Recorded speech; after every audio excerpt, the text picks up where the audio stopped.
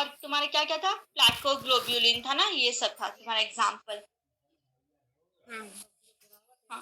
और फिर उसके बाद क्लासिकल कैथरीन में टाइप्स होते हैं, दो टाइप्स के होते हैं। ये जो कैथरीन को ना, ये एक टाइप का सुपर फैमिली है। तो सुपर फैमिली है, तो इसमें फिर तुम्हारा फर्दर डिवाइड करेंगे, एक क्लासिकल कैथरीन में डिवाइड करेंगे, और एक तुम्हारा डिवाइड किस में करेंगे, नॉन क्लासिकल में। यहाँ पे जो क्लासिकल होता है ना, क्लासिकल में फिर फर्दर तुम्हारा दो टाइप में आएगा, टाइप 1, टाइप 2। ये क्लासिकल में फिर तुम्हारा आएगा टाइप 1, टाइप 2। टाइप 1 में तुम्हारा फिर आएगा तुम्हारा ई कैथरीन, एन कैथरीन और आर कैथरीन। और टाइप 2 में जो तुम्हारा आएगा वी ई कैथरीन। टाइप 2 में तुम्हारा आएगा वी ई कैथरीन। यहाँ पे जो टाइप 1 है ना, टाइप 1 में जो बोल रहे हैं यहाँ पे E cadherin, E stand for epithelial cadherin, N stand for तुम्हारा न्यूरल कैथरीन। मतलब न्यूरॉन्स में तुम्हारा जो वहां पर भी तो सेल को एडिशन मॉलिक्यूल चाहिए होगा ना, तो वहां पर भी जोड़ने के लिए कोई ना कोई सेल चाहिए होगा। तो वहां पे जो जोड़ेगा तो उसको हम लोग क्या बोल देंगे, एन कैथरीन। फिर एपिथेलियल सेल्स वाला में जो होगा उसको ई कैथरीन। फिर उसके बाद वेस्कुलर एंडोथीलियल वाला जो होगा, यहाँ पे आर वाला रेटिनल है, R cadherin, E N R, type 1। फिर उसके बाद टाइप 2 वीई, तुम्हारा वीई हो गया तुम्हारा वेस्कुलर एंडोथीलियल वाला। फिर उसके बाद तुम्हारा टाइप 2 हो गया, ये हो गया तुम्हारा क्लासिकल का बात कर रहे थे। फिर उसके बाद नॉन क्लासिकल में तुम्हारा फिर डेस्मोसोमल कैथरीन आते हैं, जो कि तुम्हारा हो गया डेस्मोकोलिन एंड डेस्मोग्लिन। डेस्मो डेस्मोसोमल कैथरीन जो रहेंगे, जो कि हम लोग फिर फर्दर डिवाइड करेंगे तुम्हारा डेस्मोकोलिन एंड तुम्हारा डेस्मोग्लिन, ये इसमें। और इसमें फिर तुम्हारा आ जाएगा एटिपिकल कैथरीन, जो कि तुम्हारा टी कैथरीन हो जाएगा, टी कैथरीन और एलाई कैथरीन, ये वाला एलाई कैथरीन। फिर उसके बाद तुम्हारा प्रोटोकैथरीन प्रोटोकैथरीन फिर उसके बाद तुम्हारा उसमें कौन कौन से टाइप आ जाएंगे, P C H D alpha. फिर उसके बाद P C D H beta. फिर उसके बाद तुम्हारा P C D H gamma, ये सब आ जाएंगे तुम्हारा। ये जो प्रोटोकैथरीन है ना, ये तुम्हारा कहाँ एक्सप्रेस हो रहा है, तुम्हारा नर्वस सिस्टम में एक्सप्रेस हो रहा है। और ये तुम्हारा लार्जेस्ट सब ग्रुप होगा तुम्हारा कैथरीन का, भी सुपर फैमिली में बहुत सारे इसमें टाइप्स होता है तुम्हारा, ये सब इतना हो गया। फिर उसके बाद तुम्हारा दूसरा है तुम्हारा सेलेक्टिन तुम्हारा ये क्या करता है, सेल टू सेल तुम्हारा एडेशन करेगा। और ये तुम्हारा इसमें क्या होगा, हेट्रोफिलिक बाइंडिंग होगा। इसमें क्या था, इसमें तुम्हारा होमोफिलिक बाइंडिंग था ना, याद रखना, इसमें तुम्हारा होमोफिलिक बाइंडिंग था। और इसमें क्या होगा, सेलेक्टिन में क्या होगा, तुम्हारा हेट्रोफिलिक बाइंडिंग होगा। सेलेक्टिन में क्या होगा, तुम्हारा हेट्रोफिलिक बाइंडिंग होगा। मतलब मॉलिक्यूल जो सेल में बाइंड होगा ना, तो वो तुम्हारा डिफरेंट काइंड ऑफ सेल्स रहेंगे, एडजेसेंट सेल जो रहेंगे ना, वो तुम्हारा डिफरेंट काइंड ऑफ सेल्स रहेंगे। और ये भी तुम्हारा स्पेसिफिक ऑलिगोसैकेराइड से मिलकर बना हुआ। और फिर तुम्हारा इसमें एक सेल दूसरा सेल से ज्वाइंट रहेंगे। इसमें भी फिर फर्दर 3 टाइप्स के पाए जाएंगे सेलेक्टिन। तुम्हारा एल सेलेक्टिन हो गया, एल सेलेक्टिन तुम्हारा किस में पाए जाएंगे, व्हाइट ब्लड सेल में, व्हाइट ब्लड सेल होंगे। और फिर उसके बाद तुम्हारा पी सेलेक्टिन जो होंगे, तुम्हारा ये WBC व्हाइट ब्लड सेल। फिर उसके बाद जब पी सेलेक्टिन होंगे ना, वो तुम्हारे किस में पाए जाएंगे, प्लेटलेट्स में, ब्लड प्लेटलेट्स जो होते हैं उसमें, फिर उसके बाद एंडोथीलियल्स में, सेल्स में, एंडोथीलियल सेल्स में। फिर उसके बाद तुम्हारा ई सेलेक्टिन जो होंगे ना, वो किस में पाए जाएंगे, तुम्हारा एक्टिवेटेड एंडोथीलियल सेल्स में। ई सेलेक्टिन जो रहेंगे ना, वो तुम्हारे कहाँ पाए जाएंगे, एक्टिवेटेड एंडोथीलियल सेल्स में, इतना। फिर इसके बाद तुम्हारा आ गया इम्यूनोग्लोबिन। इम्यूनोग्लोबिन एक टाइप का सुपर फैमिली है। और ये तुम्हारा क्या होगा, ये तुम्हारा calcium independent cell to cell adhesion है। याद रखना, तुम्हारा कैथरीन क्या था? Calcium dependent cell to cell adhesion molecule था ना, और ये भी सेलेक्टिन भी calcium dependent cell to cell adhesion molecule था, मतलब कैल्शियम इसमें चाहिए था, है ना, फंक्शन करने के लिए। पर यहाँ पर तुम्हारा ये इम्यूनोग्लोबिन जो रहेंगे ना, वो तुम्हारा क्या रहेंगे? इंडिपेंडेंट रहेंगे, कैल्शियम इंडिपेंडेंट रहेंगे। आईजी सुपर फैमिली वाले जो रहेंगे ना, इम्यूनोग्लोबिन सुपर फैमिली वाले कैल्शियम इंडिपेंडेंट रहेंगे, cell to cell adhesion molecule. फिर उसके बाद यहाँ पर तुम्हारा होमोफिलिक हेट्रोफिलिक दोनों होंगे, होमोफिलिक हेट्रोफिलिक दोनों होंगे। फिर उसके बाद तुम्हारा यहाँ पर ही इसके भी बहुत सारे टाइप्स होते हैं, होमोफिलिक हेट्रोफिलिक दोनों होंगे, इसके भी तुम्हारे टाइप्स होते हैं। तुम्हारा आईकैप intracellular cell adhesion molecule, वीकैप vascular cell adhesion molecule, vascular cell adhesion molecule. फिर उसके बाद NCAP neural cell adhesion molecule, ये सब। और तुम्हारा ये सब तुम्हारा सुपर फैमिली होंगे।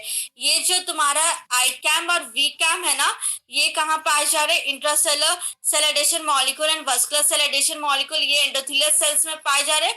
और ये तुम्हारा हेट्रोफिलिक बाइंड करेगा इंटीग्रीन के साथ, हेट्रोफिलिक बाइंड करेगा इंटीग्रीन के साथ।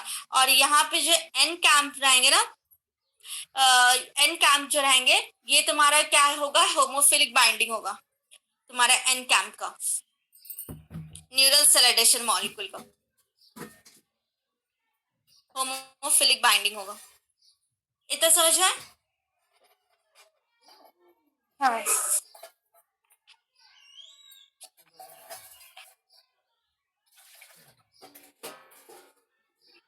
फिर इसमें तुम्हारा फिर वही इंटीग्रीन आते हैं, सेलेक्टिन हो गया, इम्यूनोग्लोबिन हो गया। अब आते हैं हम लोग इंटीग्रीन में। इंटीग्रीन भी एक टाइप का तुम्हारा ट्रांसमेम्ब्रेन ग्लाइकोप्रोटीन होते हैं, और ये तुम्हारा क्या होगा? Cell to matrix adhesion molecules हो गए, सेल टू मैट्रिक्स वाला इंटीग्रीन जो होते हैं। यहाँ पे सेल टू मैट्रिक्स वाला, यहाँ पे सेल मैट्रिक्स एडिशन मॉलिक्यूल होंगे। और ये तुम्हारा क्या होंगे? नॉन कोवलेंटली एसोसिएटेड, इसमें ये रहेंगे ट्रांसमेम्ब्रेन ग्लाइकोप्रोटीन रहेंगे, जो कि अल्फा और बीटा सबयूनिट के मिलके बना हुआ है तुम्हारा यहाँ इसमें। और इसमें देख ऐसे डायग्राम रहेंगे इंटीग्रीन का तुम्हारा, ये जैसे ये तुम्हारा लिपिड का बाइलेयर हो गया, ये तुम्हारा सी टर्मिनल है, ये तुम्हारा सी टर्मिनल है, ये बीटा है, ये अल्फा है। यहाँ पे काफ 1 रहेंगे डोमेन, काफ 2 डोमेन रहेंगे। ये तुम्हारा ये जो डोमेन है, ये तुम्हारा beta tail domain, beta tail domain. इसके साथ तुम्हारा क्या अटैच रहेगा? EGF रिपीट्स रहेंगे, epidermal growth factors, 4 epidermal growth factor repeats रहेंगे तुम्हारे इसमें। 4 एपिडर्मल ग्रोथ फैक्टर्स यहाँ पर ज्यादा ही बना देना, 1 2 3 4, 4 एपिडर्मल ग्रोथ फैक्टर्स रहेंगे। फिर उसके बाद तुम्हारा ये इतना हो गया। फिर उसके बाद इसके साथ तुम्हारा क्या अटैच रहेगा? हाइब्रिड डोमेन्स अटैच रहेंगे, हाइब्रिड डोमेन्स। और फिर उसके बाद तुम्हारा क्या रहेगा? आई लाइक डोमेन्स, उसके ऊपर आई लाइक डोमेन यहाँ पर। और यहाँ पे तुम्हारा क्या होगा? PS1 डोमेन, यहाँ पर PS1 डोमेन यार। यहाँ पे काफ 1 हो गया, काफ 2 हो गया अल्फा में, काफ 1 काफ 2। फिर उसके बाद तुम्हारा एक होगा थाई, फिर इसके बाद तुम्हारा और एक होगा तुम्हारा बीटा प्रोपेलर, ये वाला याद रखना। और ये तुम्हारा जो एडाप्टर प्रोटीन जिसके साथ ये अटैच रहेगा एक्स्ट्रासेलुलर मैट्रिक्स के साथ, वो कौन कौन रहेंगे तुम्हारा? ये talin, talin, alpha actinin, alpha actinin, और उसके बाद तुम्हारा विनक्यूलिन, विनक्यूलिन, ये सब। ठीक है, आगे बढ़े।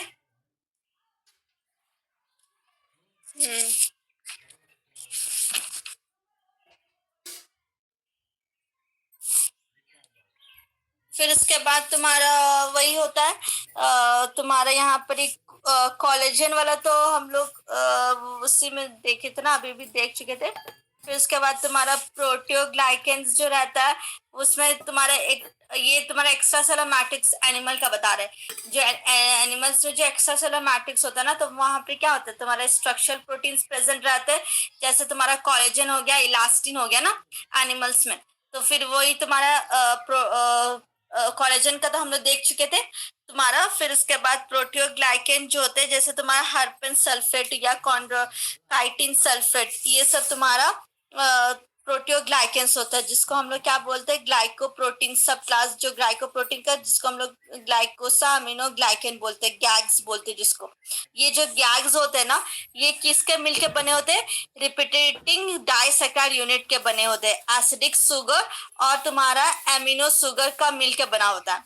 एसिडिक शुगर और एमिनो शुगर का मिलके बना होता है। और ये जो तुम्हारा एमिनो शुगर है ना, एमिनो शुगर तुम्हारा क्या होगा, एनएसिटाइल ग्लूकोसामिन या एनएसिटाइल ग्लैक्टोसामिन।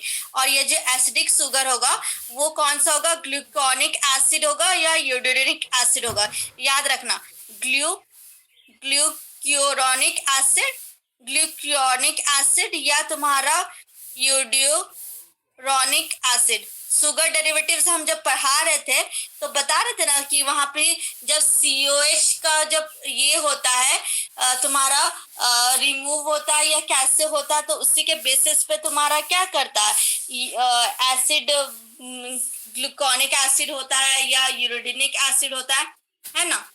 उसी के बेसिस पे शुगर डेरिवेटिव्स जब हम बता रहे थे, तो यहाँ पे वही तुम्हारा, यहाँ पे तुम्हारा शुगर डेरिवेटिव्स जो है तुम्हारा एसिड में कौन कौन सा है, ग्लूकोनिक एसिड है या इरिडोनिक एसिड है। और अमीनो शुगर में तुम्हारा एन एसिटाइल ग्लूकोसामिन है और एन एसिटाइल ग्लैक्टोसामिन है। हाँ। एन एसिटाइल ग्लैक्टोसामिन है।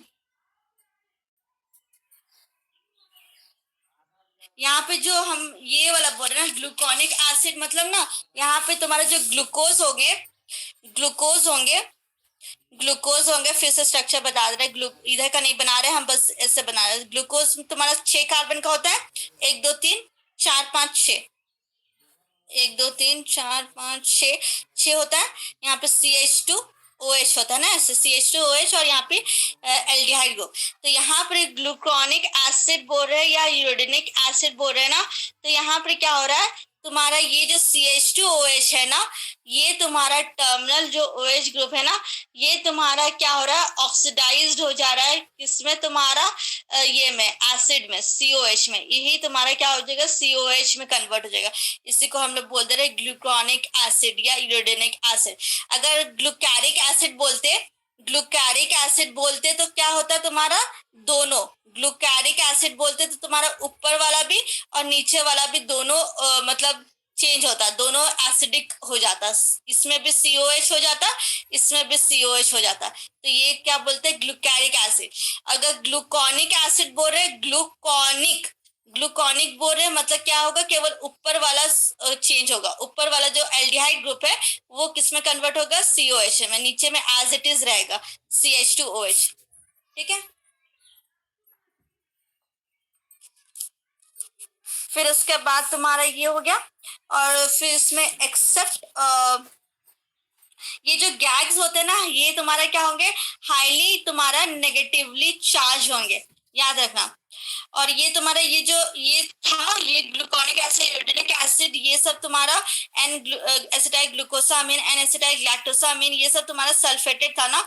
और तुम्हारा, और ये तुम्हारा क्या है, नेगेटिवली चार्ज है। और ये जो हाइल्यूरॉन, बहुत सारे गैग्स होते हैं ना, तुम्हारा हाइल्यूरॉन है, कॉन्ड्रोकाइटिन सल्फेट है, डरमेंटिन सल्फेट है, हिपारिन सल्फेट है, हिपारिन है और काइटिन सल्फेट है ना। ये तुम्हारा हॉल्यूरॉन जो होते हैं सिंपलेस्ट गैग होते हैं। और एक्सेप्ट हॉल्यूरॉन्स, ऑल अदर गैग्स जो होंगे तुम्हारा क्या होंगे, फॉर्म करेंगे, प्रोटियोग्लाइकेन फॉर्म करेंगे, याद रखना। फिर उसके बाद तुम्हारा एडिशन प्रोटीन्स होते हैं, तुम्हारा लामिन्स एक हो, ये तुम्हारा लैमिनिन, ये तुम्हारा लैमिनिन क्या होता है, ये जो लैमिन्स था वो तो तुम्हारे न्यूक्लियस में पाए जाते हैं। ये तुम्हारा एडिशन मॉलिक्यूल्स वाला तुम्हारा क्या है, लैमिनिन्स इसको बोलते हैं। और यहाँ पे ये तुम्हारा हेट्रोट्राइमेरिक मिलकर बना हुआ, पीवाईक्यूज में हम लोग भी देखेंगे, इसलिए याद रखना। हेट्रोट्राइमेरिक वाला ग्लाइकोप्रोटीन्स है जो कि 3 पॉलीपेप्टाइड का मिलकर बना हुआ है, अल्फा बीटा गामा। और ये तुम्हारा डाइसल्फाइड बॉन्डेड रहेंगे। और इसमें तुम्हारा क्या होंगे, तुम्हारा 5 टाइप्स ऑफ अल्फा चेन्स रहते हैं, 4 टाइप्स ऑफ बीटा चेन्स रहते हैं, और तुम्हारा क्या रहते हैं, 3 टाइप्स ऑफ तुम्हारा गामा चेन्स रहता है। और यही कॉम्बिनेशंस मिलके तुम्हारा ये लैमिन्स प्रोटीन बनाता है। इसमें फिर अल्फा चेन जो लैमिन्स रहते हैं ना, एलजी डोमेन्स कंटेंट रहते हैं। और ये तुम्हारा क्या होता है, कैल्शियम डिपेंडेंट होंगे। और तुम्हारा ये बेसमेंट मेम्ब्रेन से अटैच रहता है, और ये तुम्हारा सेल मैट्रिक्स अटैचमेंट करता है। फिर उसके बाद और एक हो गया तुम्हारा एडिशन प्रोटीन, तुम्हारा फिब्रोनेक्टिन। फिब्रोनेक्टिन जो होंगे ये भी तुम्हारे ग्लाइको प्रोटीन से, एक्स्ट्रा सेलुलर ग्लाइको प्रोटीन से, और तुम्हारे वर्टिब्रेट्स में पाए जा रहे हैं, ये भी तुम्हारे डाइमर्स है। और इसमें तुम्हारा क्या होंगे, FN रिपीट्स होंगे। फिब्रोनेक्टिन रिपीट्स होते हैं, 12 फिब्रोनेक्टिन रिपीट्स होते हैं तुम्हारा टाइप 1 रिपीट्स। फिर तुम्हारा FN 2 फिब्रोनेक्टिन टाइप 2 रिपीट्स, FN2। फिर उसके बाद तुम्हारा 15 to 17 फिब्रोनेक्टिन टाइप 3 होता है। फिर उसके बाद तुम्हारा ये F1 जो रहेंगे ना, वो तुम्हारा 40 अमीनो एसिड रेसिड्यू का लेंथ का रहता है, और 2 सल्फाइड बॉन्ड। FN2 जो रहेंगे वो तुम्हारा क्या रहेंगे, 60 अमीनो एसिड रेसिड्यू लॉन्ग और इंटरचेंज डाइसल्फाइड बॉन्ड। FN3 जो रहेंगे वो तुम्हारा 19 अमीनो एसिड रेसिड्यू लॉन्ग और डाइसल्फाइड बॉन्ड रहेंगे। और ये जो फिब्रोनेक्टिन तुम्हारा क्या कर रहा है, सेल को एक्स्ट्रासेलुलर मैट्रिक्स के साथ जोड़ रहा है ना, जैसे तुम्हारा कोलेजन हो गया, ये सब तुम्हारा प्रोटीओग्लाइकेंस जैसे काम करेगा। और यहाँ पे स्पेसिफिक आर्जिनिन, याद रखना, आर्जिनिन, ग्लाइसिन और एस्पार्टेट का ट्राइपेप्टाइड सीक्वेंस हम लोग को देखने को मिलता है। आरजीडी सीक्वेंस देखने को मिलता है। ये कहाँ पे पाए जा रहे हैं, ये तुम्हारे टाइप 3 फिब्रोनेक्टिन में पाए जा रहे हैं।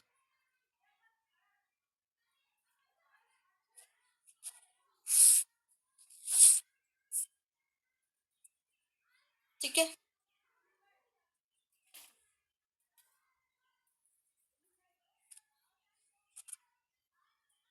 इतना हो गया। फिर उसके बाद तुम्हारा, हाँ, इतना में कोई डाउट नहीं ना? इतना कुछ याद कैसे होगा? याद तो करना पड़ेगा। बहुत कुछ याद करना है। हाँ वही ना, जैसे हो गया ना, याद रखना कैडरिन क्या था, होमोफिलिक था तुम्हारा। फिर उसके बाद आईजी क्या था, होमोफिलिक हेट्रोफिलिक दोनों था। फिर उसके बाद इंटीग्रिन क्या था, हेट्रोफिलिक था। फिर उसके बाद तुम्हारा क्या था, कैल्शियम डिपेंडेंट कौन कौन था, कैडरिन था, इंटीग्रिन था, फिर सेलेक्टिन, ये सब था। फिर आईजी क्या था, कैल्शियम इंडिपेंडेंट था। फिर उसके बाद यहाँ पे टाइप्स याद रख लेना, I CAM, V CAM, N CAM, IG का। फिर इंटीग्रिन्स का, फिर तुम्हारा टैलिन, अल्फा एक्टिनिन, विंकुलिन, ये सब एग्जांपल्स। फिर उसके बाद कैडरिन्स में बात किया जाए तो फिर तुम्हारा ये अल्फा कैटिनिन, बीटा कैटिनिन, प्लाकोग्लोबिन, ये सब तुम्हारा कैडरिन्स में। फिर कैडरिन्स का तुम्हारा क्लासिकल और नॉन क्लासिकल में डिवाइड किए थे तुम्हारा। टाइप क्लासिकल फिर टाइप 1 टाइप 2 में था। टाइप 1 ENR था, इपिथेलियल, न्यूरल, फिर रेटिनल। फिर टाइप 2 तुम्हारा VE, फिर इसके बाद स्कैल, फिर इसका नॉन क्लासिकल हो गया। फिर उसके बाद तुम्हारा वही डेस्मोजोमल वाला में डेस्मोकोलिन, फिर डेस्मोग्लिन, ये सब था तुम्हारा।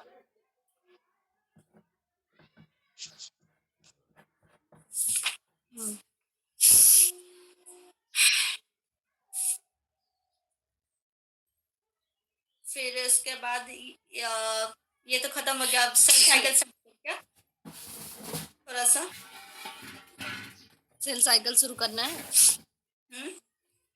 सेल साइकिल शुरू करना है क्या, ये खत्म? सेल साइकिल, हाँ ये तो खत्म हो गया। सेल जंक्शन, हाँ क्योंकि शुरू जितना करो। था इतना ही था।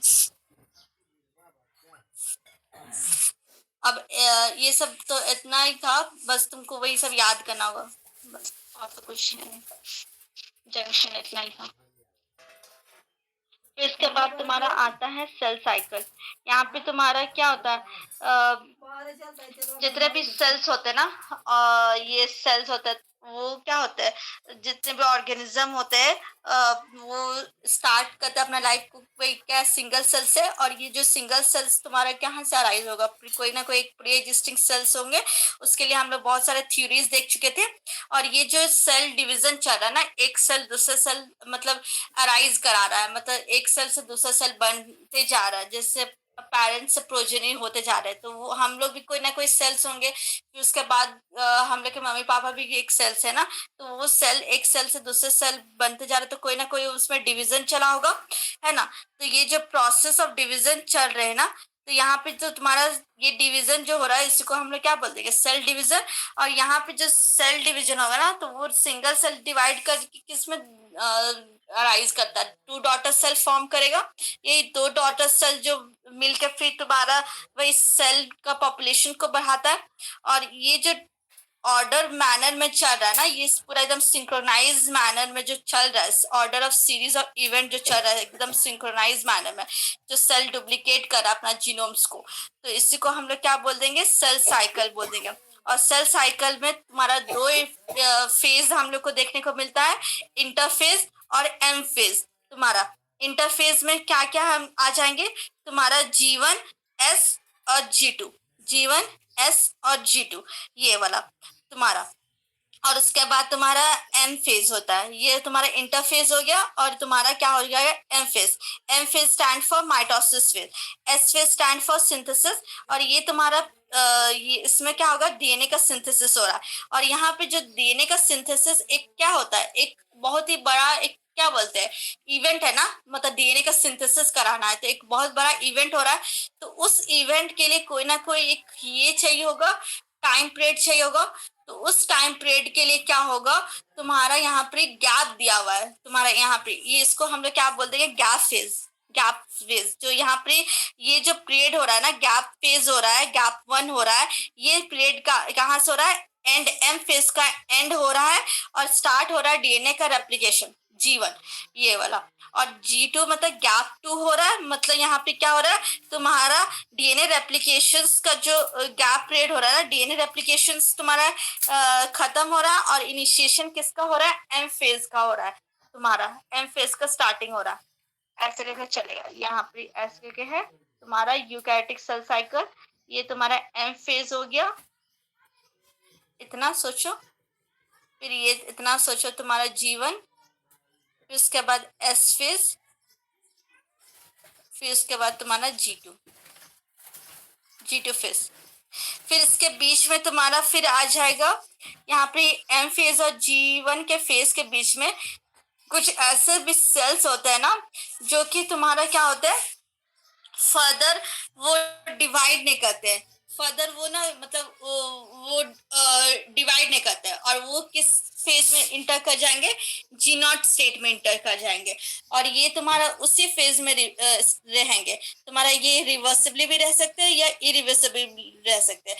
और इसका मतलब ये नहीं कि वो तुम्हारा क्या बोलते हैं, इनएक्टिव स्टेट जिसको बोलते हैं ना, इनएक्टिव स्टेट, उस स्टेट में रह रहे हैं। मतलब यहाँ पे रेप्लिकेशन मेटाबॉलिकली एक्टिव है, पर यहाँ पे अभी वो क्या हो रहा है, डिवाइड नहीं हो रहा, मेटाबॉलिकली एक्टिव है पर यहाँ पे डिवीजन नहीं हो रहा, प्लोरिफरेशन नहीं हो रहा यहाँ पे, जिसको हम लोग क्या बोल देंगे, क्विसेंट स्टेट।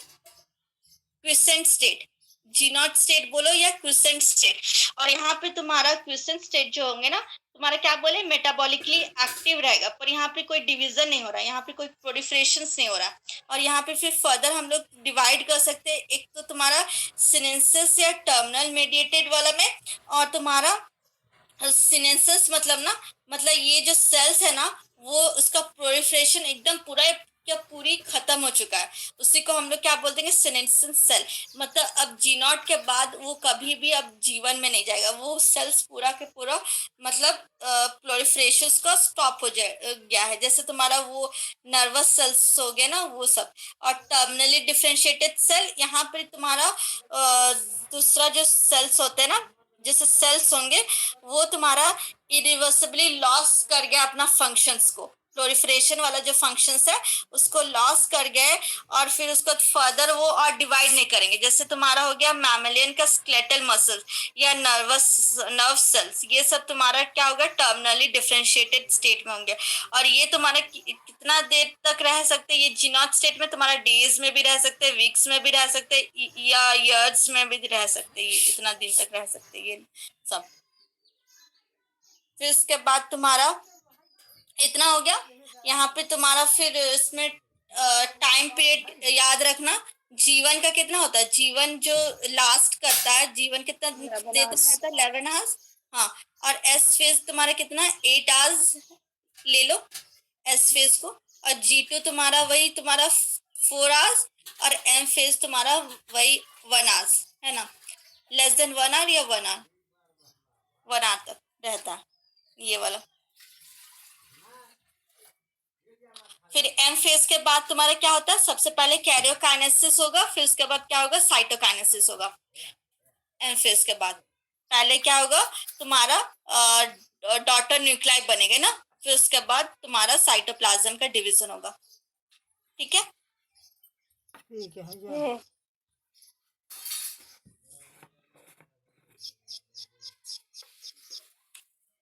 इतना हो गया। फिर उसके बाद तुम्हारा ये जो सेल साइकिल जो हो रहा है ना, सेल साइकिल जो चल रहा है तुम्हारा, ये जो सेल साइकिल जो चल रहा है, हाँ, इसमें तुम्हारा वो डीएनए कंटेंट भी देख लो। यहाँ पे तुम्हारा क्या होता है, यहाँ पर ही तुम्हारा जैसे हो गया G1S G2M ना, तो यहाँ पे स्टार्टिंग में क्या होगा, यहाँ पे जो सेल्स जो रहेंगे वो तुम्हारा क्या होगा, डिप्लॉयड स्टेट में रहता ना, डिप्लॉयड स्टेट में रहेगा। और यहाँ पे डीएनए कंटेंट भी क्या रहेगा तुम्हारा, 2C रहेगा ना, इनिशियल जो अमाउंट ऑफ डीएनए जो रहेगा जीवन में वो क्या रहेगा, 2C रहेगा, 2N2C, है ना, ये रहेगा। फिर एस फेज में क्या होगा, एस फेज में तुम्हारा जो क्रोमोसोम का नंबर क्या रहेगा, वो तुम्हारा एज इट इज सेम रहेगा, डीएनए कंटेंट बढ़ जाएगा ना यहाँ पे। फिर उसके बाद तुम्हारा फिर यहाँ पे तुम्हारा ये में G2 में क्या होगा, 2N रहेगा, क्रोमोसोम का नंबर वही रहेगा। फिर यहाँ पे क्या होगा, डीएनए कंटेंट तुम्हारा 2N से 4C हो जाएगा, ये वाला। अच्छा नहीं, इसमें होगा, इसमें एस में 2C से 4C ना, 2C से 4C, 2C से 4C हो जाएगा। और यहाँ पे G2 में तो तुम्हारा 4C ही रहेगा। फिर उसके बाद तुम्हारा फिर एम फेज में वो तुम्हारा वही तुम्हारा 2N 4C वो तुम्हारा होगा, ये हो गया। फिर ये जो सेल साइकिल जो कंट्रोल हो रहा है ना, तुम्हारा जो सेल साइकिल कंट्रोल कर रहा है वो कोई ना कोई एक इवेंट जो चल रहा है, ये सेल साइकिल को जो इवेंट चल रहा है तो कोई ना कोई कंट्रोल करने के लिए होगा। तो इसको जो कंट्रोल करता है ना, वो कौन कंट्रोल करता है सेल साइकिल को, साइक्लिन CDK का कॉम्प्लेक्स मिलके, साइक्लिन CDK कॉम्प्लेक्स, ये जो मिलके क्या करता है, सेल साइकिल जो ऑर्डर सीरीज में चल रहा है ना, G0 से G1 फिर SG2M, ये जो order of series of event चल रहा है उसको क्या कर रहा है, कंट्रोल कर रहा है। यहाँ पे साइक्लिन और CDK का कॉम्प्लेक्स तुम्हारा दो सबनेट होता है, साइक्लिन होता है और एक होता है तुम्हारा CDK। साइक्लिन तुम्हारा क्या होगा, रेगुलेटरी प्रोटीन होता है। साइक्लिन जो होगा ना वो क्या होता है तुम्हारा, रेगुलेटरी प्रोटीन होता है। और ये यहाँ पर तुम्हारा CDK क्या जो होगा ना, वो तुम्हारा क्या होगा, कैटालिटिक प्रोटीन होगा।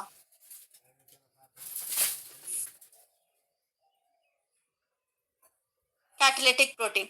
यहाँ पे साइक्लिन क्या होगा, ये तुम्हारा मतलब नाम जैसे नाम ना वैसे काम, मतलब यहाँ पे जो दोनों का जब कॉम्प्लेक्स रहेगा ना, साइक्लिन और CDK कॉम्प्लेक्स रहेगा तभी जाके ये लोग क्या करेगा, फंक्शन कर पाएगा। तो यहाँ पे जैसे साइक्लिन को क्या बोल रहे हैं, रेगुलेटरी प्रोटीन बोल रहे हैं, और ये तुम्हारा किसके साथ बाइंड करेगा, CDK के साथ, जो कि कैटालिटिक प्रोटीन रहेगा। तो यहाँ पे जो साइक्लिन रहता है ना वो क्या करता है, ये साइकिल ऑफ सिंथेसिस चलते रहता है, मतलब इसका साइकिल ऑफ सिंथेसिस चलता रहता है। और हर सेल साइकिल में, हर फेज ऑफ सेल साइकिल में ये इसका डिग्रेड होता है और बनता है, डिग्रेडेशन होता है, बनता है यहाँ पर साइक्लिन का।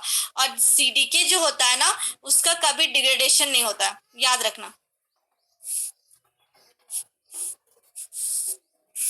ठीक है। फिर इसके बाद यहाँ पे बहुत सारे ह्यूमंस में तुम्हारा 20 सीडीके देखने को मिलते हैं, जो कि तुम्हारा क्या करेंगे, जीन का ट्रांसक्रिप्शन कराएंगे। ह्यूमंस में तुम्हारा 20 डिफरेंट सीडीके को देखने को मिलते हैं तुम्हारा, जो कि जीन का ट्रांसक्रिप्शन कराएंगे। पर मोस्टली तुम्हारा 1 to 4 6 हम लोग को देखने को मिलता है। और तुम्हारा ये 7 to 11 ये सब तुम्हारा ये जीन का ट्रांसक्रिप्शन देखने को मिलता है। मतलब बोलने के लिए तो बहुत रहता है ना, पर काम कितना कर पा रहा, तुम्हारा कुछ ही काम कर पाता है। फिर यहाँ पे जो साइक्लिन हम क्या बोले कि हर फेज में वो बनेगा, हर फेज में वो क्या होगा, ये उसका डिग्रेडेशन हो जाएगा। इतना हो गया। फिर उसके बाद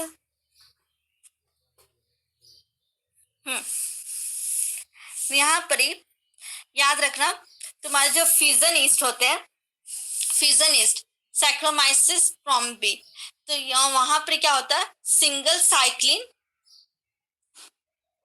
फ्यूजन ईस्ट, जिसको हम लोग सैक्रोमाइसिस प्रोम्बी बोलते हैं, उसमें क्या होता है, तुम्हारा सिंगल साइक्लिन और सिंगल सीडीके देखने को मिलता है।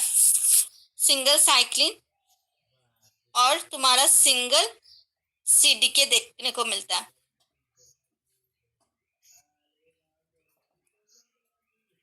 साइक्लिन तुम्हारा क्या है, सिंगल साइक्लिन तुम्हारा कौन सा है, CDC13, CDC13। और सीडीके तुम्हारा कौन सा है, CDC2 या तुम्हारा CDK1, CDK1। ये जो है ना CDK1 ना, ये ओरिजिनल नेम है CDC2 का, है ना, याद रखना।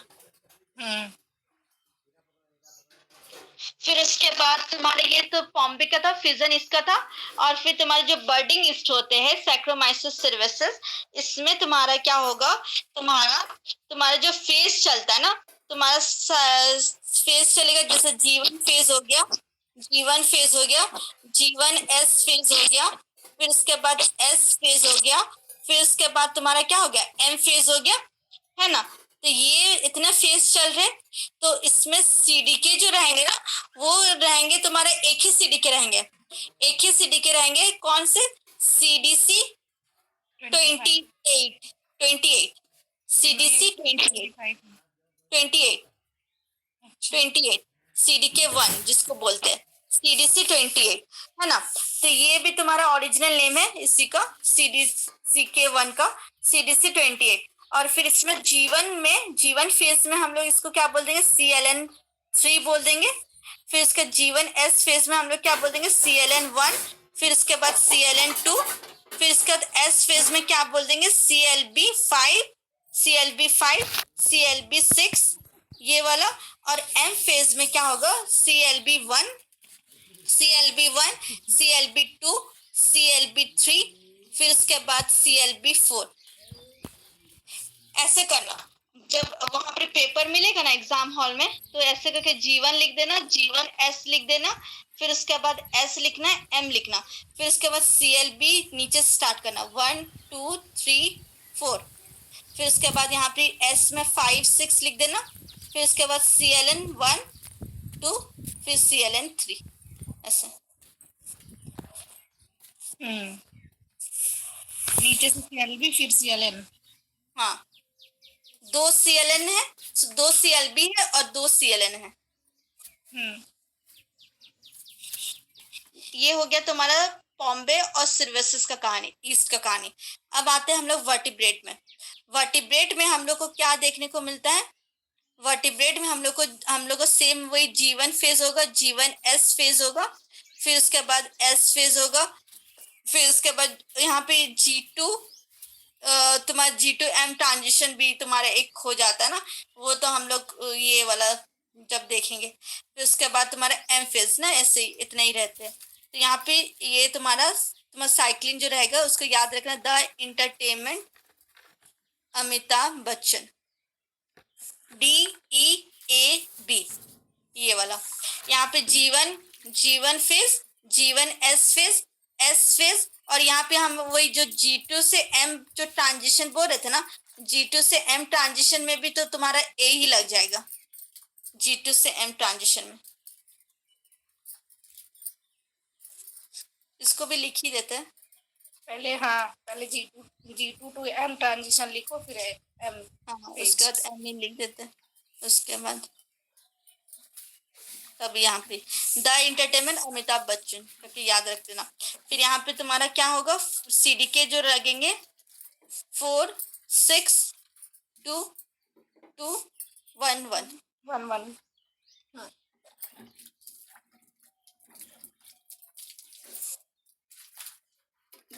ठीक है।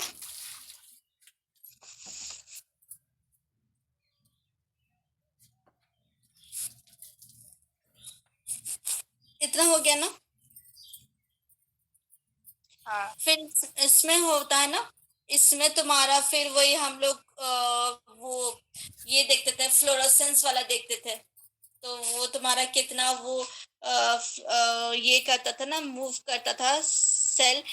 तो वो हम लोग फिर देखते थे तुम्हारा यहाँ पर ही टाइम आफ्टर लेबलिंग करके हम लोग जब देखते थे, ड्यूरेशन सेल साइकिल का निकालते थे। तो फिर उसमें तुम्हारा फिर यहाँ पे तुम्हारा वही ऐसे करके ग्राफ रहता था। उसको रुको, हम जब क्वेश्चन लेके आएंगे ना, क्वेश्चन के थ्रू इसको समझाएंगे, तब एक्सप्लेन करेंगे। फ्लोरेसेंस वाला इतना हो गया ना। अब आता है तुम्हारे यहाँ पे जो ये रहते हैं, क्या बोलते हैं, साइक्लिन CDK कॉम्प्लेक्स रहेंगे।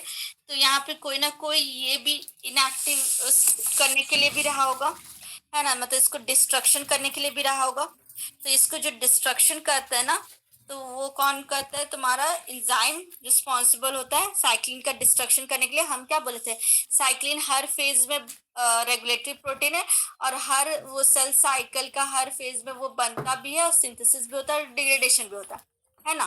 तो उसका जो डिग्रेडेशन कर कौन रहा है, उसका डिग्रेडेशन जो साइक्लिन का डिग्रेडेशन करते हैं, यूबिक्विटिन मेडिएटेड प्रोटोसोमल डिग्रेडेशन करते हैं, E3 यूबिक्विटिन लाइगेज, E3 यूबिक्विटिन लाइगेज। ये तुम्हारा क्या करेगा, डिग्रेड करेगा। और इसमें तुम्हारा क्या होगा, यहाँ पे कॉम्प्लेक्स जो रहता है ना, तुम्हारा E1 रहता है, फिर E2 रहता है, E3 रहता है ना। तो ये याद रखना कि E1 क्या करेगा, ATP लेगा, ATP से क्या होगा, AMP में कन्वर्ट होगा, AMP में कन्वर्ट होगा, ये AMP इसको देगा, E2 को देगा, E2 फिर क्या करेगा, ये वाला AMP को इसको देगा, E3 को, और E3 यही AMP को यूज करके वो क्या करेगा, डिग्रेडेशन करेगा, डिग्रेडेशन का प्रोसेस करेगा।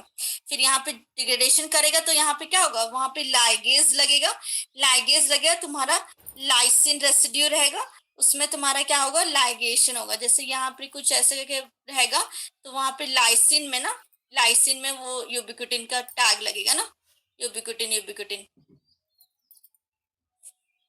अच्छा। फिर उसके बाद यहाँ पे E3 जो यूबिक्विटिन लाइगेज होते हैं ना, उसके दो मेजर क्लास होते हैं। एक तो तुम्हारा SCF जिसको हम लोग क्या बोलते हैं, SKP1 कूलिन 1 और F बॉक्स। हाँ, ये वाला। और दूसरा क्या होगा, APC स्लैश कॉम्प्लेक्स। हाँ, एनाफेज प्रमोटिंग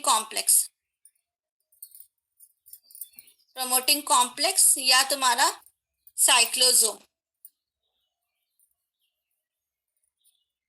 ये वाला। ये तुम्हारा क्या होगा, साइक्लिन का डिग्रेडेशन करेगा। ये तुम्हारा SCF जो नाम है किससे पढ़ा है, तुम्हारा SKP1 क्यूलिन 1 और F box protein. F box तो तुम्हारा वो क्या करेगा, रिकॉग्निशन कराने में काम करेगा। और ये वाला क्यूलिन तुम्हारा स्कैफोल्ड प्रोटीन है, स्कैफोल्ड मतलब पकड़ के रखने वाला प्रोटीन है। और SKP1 तुम्हारा एक टाइप का क्या है, एडाप्टर प्रोटीन है। और ये तुम्हारा क्या हो रहा है, एक्टिव कब होगा, तुम्हारा लेट जीवन से अर्ली एम में ये वाला एक्टिव होगा, SCF याद रखना, लेट जीवन से अर्ली एम में एक्टिव होगा, late G one to early M1, early M phase में ये तुम्हारा एक्टिव रहेगा, SCF वाला। और ये तुम्हारा APC/C कब एक्टिव रहेगा, तुम्हारा anaphase to end of the जीवन, एनाफेज होगा ना, एनाफेज, उसके बाद एनाफेज से तुम्हारा एंड ऑफ जीवन,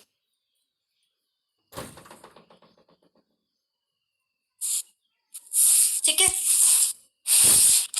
ये जो APC/C है ना, इसके पास क्या होता है, F-बॉक्स प्रोटीन नहीं होता है, याद रखना। ये जो APC/C होते हैं ना, इसके पास क्या रहता है, F-बॉक्स प्रोटीन नहीं रहते हैं। और ये तुम्हारा इसके पास क्या रहेंगे, CDC20 और तुम्हारा CDH1, CDH1 रहेंगे। ये दोनों सबस्ट्रेट क्या रहेंगे, ये दो सबस्ट्रेट तुम्हारा F-बॉक्स प्रोटीन जैसे काम करेंगे, ठीक है। इसके पास F-बॉक्स प्रोटीन नहीं रहता, दोनों ही E3 यूबिक्विटिन लाइगेज है ना। हाँ, ये दोनों तुम्हारा, इसके बदले वो क्या दे दिया इसको, CDC20 और CDH1, F-बॉक्स जैसे, और दोनों E3 यूबिक्विटिन लाइगेज है।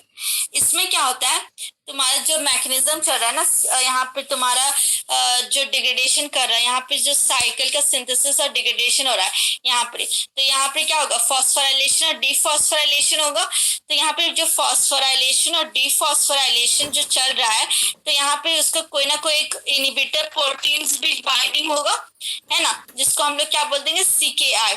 यहाँ पे तुम्हारा एक तो फॉस्फोराइलेशन और डीफॉस्फोराइलेशन चलेगा, और दूसरा क्या होगा, तुम्हारा बाइंडिंग होगा तुम्हारा CDK इनिबिटर प्रोटीन, जिसको हम लोग बोल देंगे CKI।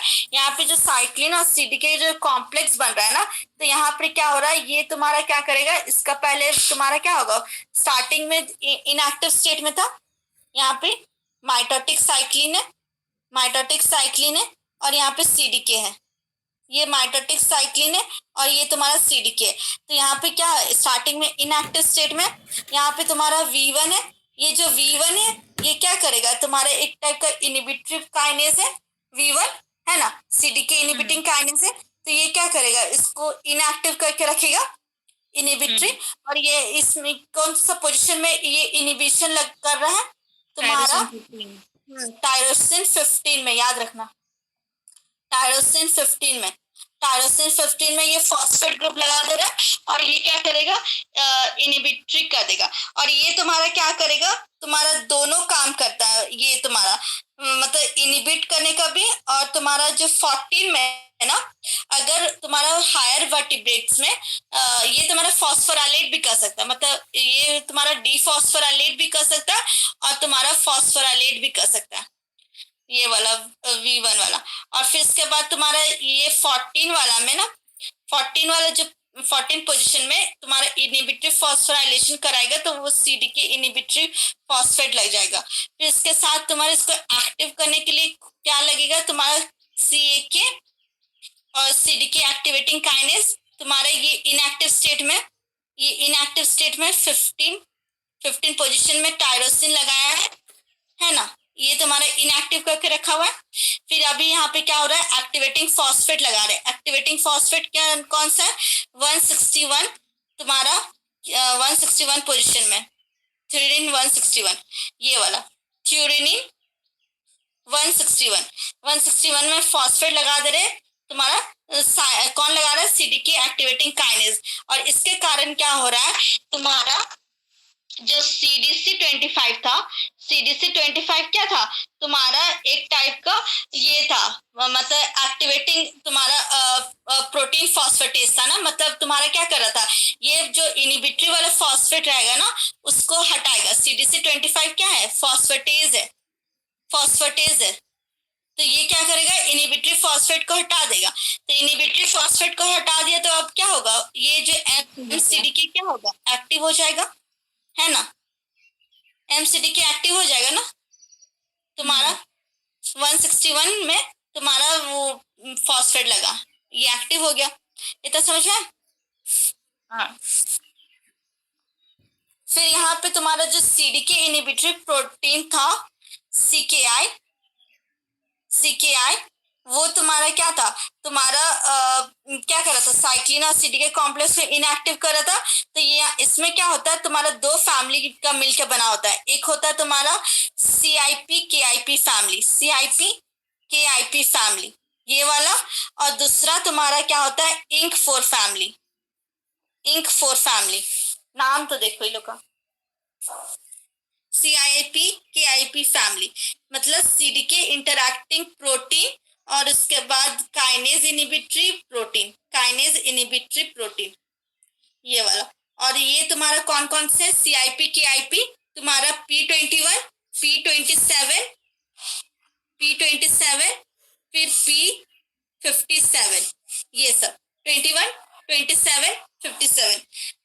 उसके बाद यहाँ पर INK 4 family inhibitory of CDK 4, ये कौन कौन से हैं तुम्हारा, P16 INK 4A, INK 4A, P15 INK 4B, INK 4B, P18 INK 4C, फिर उसके बाद P19 ink 4D, ink 4A 4B 4C 4D 16 15 18 19। ठीक है, इतना।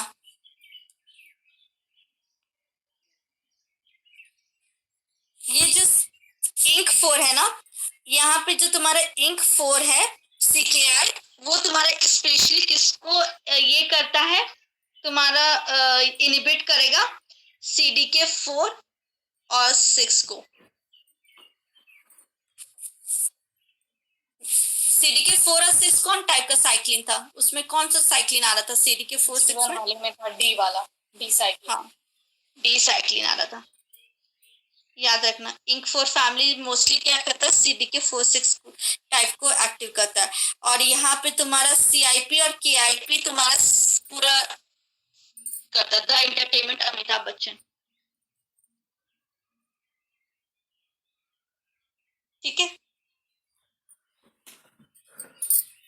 म्यूटेंट केस आगे देखे कि ओवरडोज हो जाएगा। आज रहने दो, कल करवाना। इतना तक समझ में आया, इसमें तो कोई डाउट नहीं। नहीं समझ आएगा। सस्ती आया, ससी है ही नहीं, गई ससी, निकल ली, दी भी निकल ली। अच्छा, और साक्षी, हम और साक्षी हैं। देखो अब इसमें कैसे पद पढ़ाए, अब तो ये तो यही है, तो खाना चाहिए। पता है वो चल रहा था सेलिब्रेशन जंक्शन वाला, दी को लगा जो है ये तो हम कर लेंगे, वो चली गई। फिर ये खत्म हुआ, जैसे ही ये सेल साइकिल शुरू हुआ ससी चली गई। देखो ये सब ना जितना पढ़ोगे ना उतना भुला जाता है, क्योंकि मेरा खुद दिमाग से निकल जाता है, उसलिए ये सबको भूलना नहीं है। हाँ हम एक बार अभी पढ़ चुके हैं, तुम पढ़ा रही हो तो पूरा रिवाइज हो रहा है। क्योंकि ये वाला खुद हम अभी पढ़ लिए थे, भूल गए थे बहुत दिन से, फिर अभी फिर से हमको याद हो रहा है ये सब पढ़ाने। इसका सारा क्वेश्चन कराना शुक्रिया। एक बार हमको ये सेल साइकिल वाला खत्म होने दो, फिर उसके बाद एक क्वेश्चन कराएंगे, उसके बाद कैंसर एपिटॉप से स्टार्ट करेंगे।